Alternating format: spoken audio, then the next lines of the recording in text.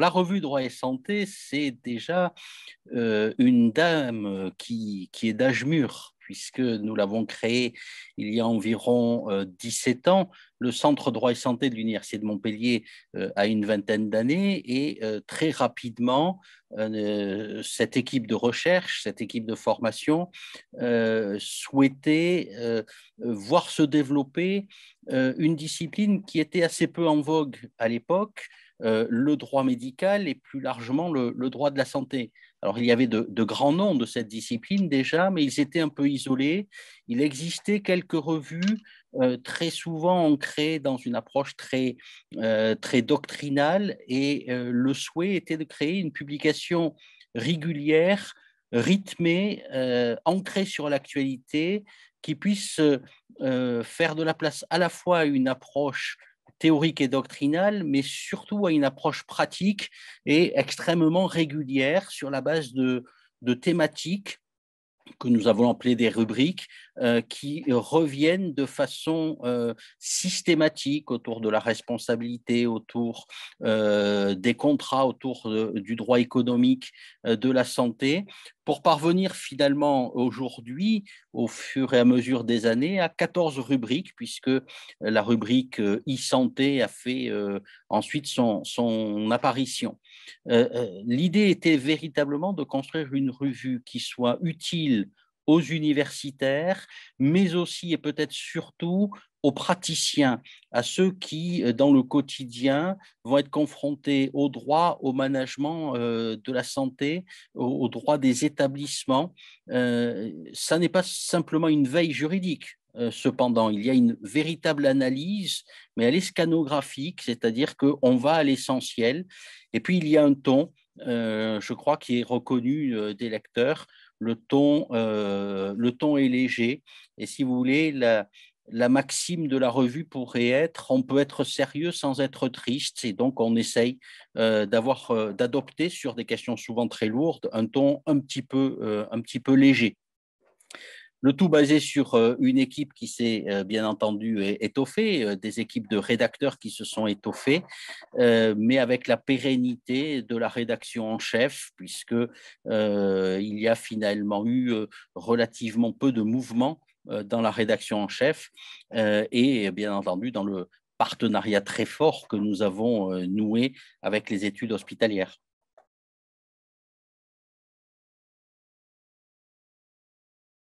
Alors, il y a des étapes dans la vie et il y a des étapes dans la vie des revues aussi. Il y a des moments qui sont symboliques, il y a des moments qu'il faut marquer. Ce sont les anniversaires, bien entendu, qu'il s'agisse de nos propres anniversaires, d'un anniversaire de mariage. Et puis, il y a des moments qui ne sont pas proprement parler des anniversaires, puisque je le disais, on est à 17 ans et quelques mois, mais atteindre le numéro 100, c'était pour nous un cap qui est en même temps une promesse. Bien entendu, il y a 17 ans, nous espérions, mais sans oser l'imaginer, qu'au numéro 100, nous serions encore là. D'ailleurs, nous avions fait un numéro spécial pour le 50e numéro. On peut être optimiste, il faut être prudent. Et donc, 100 pour nous, c'était effectivement un chiffre un petit peu symbole.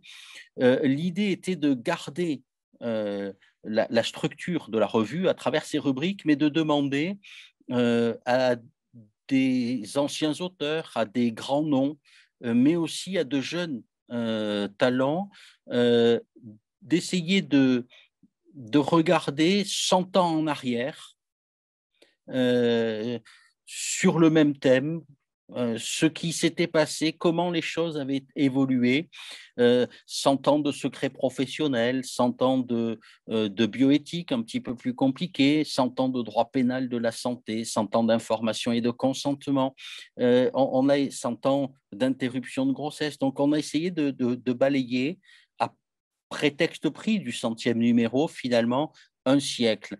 Alors, comme les juristes ne sont que très rarement de très bons mathématiciens, bah, les 100 ans ont pu se transformer en 100 ans et un peu plus, ou 100 ans et un peu moins, mais on était véritablement sur une approche symbolique et donc une spécificité, là encore, dans le ton de ce numéro 100. Et puis surtout, un numéro 100 qui est un espoir de parvenir dans 17 années. Je serai probablement plus là pour le voir, mais de parvenir au numéro 200. C'est tout le mal que je souhaite à la revue.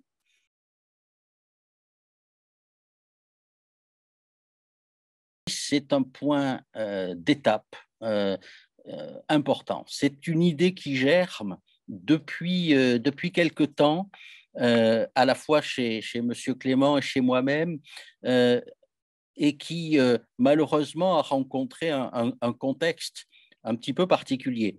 Un contexte qui a été fait de gilets et de jaunes dans un premier temps, un contexte qui ensuite a été plus pandémique qu'épidémique, qui ont fait que bien les grands événements ont été mis par parenthèse et l'idée de le faire en distanciel, comme on dit, selon le néologisme aujourd'hui consacré, ne nous plaisait pas, mais cette idée, nous l'avons derrière la tête depuis quelques années, c'est réunir nos auteurs, nos lecteurs réguliers, nos lecteurs plus épisodiques, tous ceux qui font le monde des établissements, des entreprises de santé, tous ceux qui usent, profitent, apprécient la revue Droit et Santé pour son ton, pour sa régularité, pour son actualité,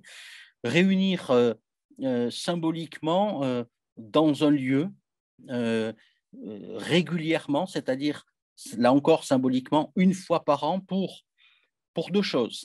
Pour marquer les points saillants de l'année qui vient de s'écouler, en disant nous avons analysé des centaines de décisions de justice, des centaines de textes, des décrets, des lois, des directives de l'Union européenne. Voilà les points marquants. Voilà les points marquants, et ces points marquants, ça n'est pas seulement pour regarder dans l'année qui s'est écoulée, mais c'est pour demander aux intervenants de dresser un plan prospectif d'une évolution à court et à moyen terme. Et donc l'idée sera bien entendu non pas de reprendre de façon systématique les 14 rubriques de la revue Droit et Santé, mais de véritablement identifier année par année, pour ce moment de regroupement symbolique, quelles sont les étapes de l'année écoulée et où cela va-t-il nous mener, en confiant bien entendu dans des temps que l'on veut très rythmés, dans des analyses que l'on veut très rythmées, la parole à des grands noms, à des grandes signatures, alors de la revue bien entendu, mais aussi du monde peut-être non plus savant mais vivant, que l'on oppose souvent alors que finalement tous les réunit, notamment une revue comme la nôtre.